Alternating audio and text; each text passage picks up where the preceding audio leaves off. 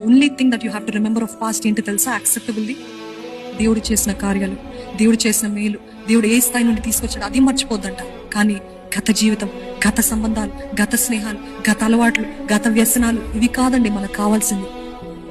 మరలా వారితోటి కాంటాక్ట్లో రావటము, వారికి మెసేజ్ చేయడం, లేకపోతే ఆ స్నేహితులతోటి కలవడము, మరలా ఆ వ్యసనానికి వెళ్ళక ముందు ఏం చేయాలంట? ఇది నేను అపవాది ద్వారా దాడి చేయబడుతున్నాను గుర్తెరిగి వాక్యంలోకి వేగిరంగా వెళ్ళాలంట, పరిగెత్తాలంట, వాక్యం దగ్గరికి, సన్నిధి దగ్గరికి, మందిరానికి వేగిరంగా రావాలంట. Put some worship music. Don't try to say నేను దులిపేసుకుంటాను ఈ తలంపులు, అవునులే అపవాదిదులే, నో.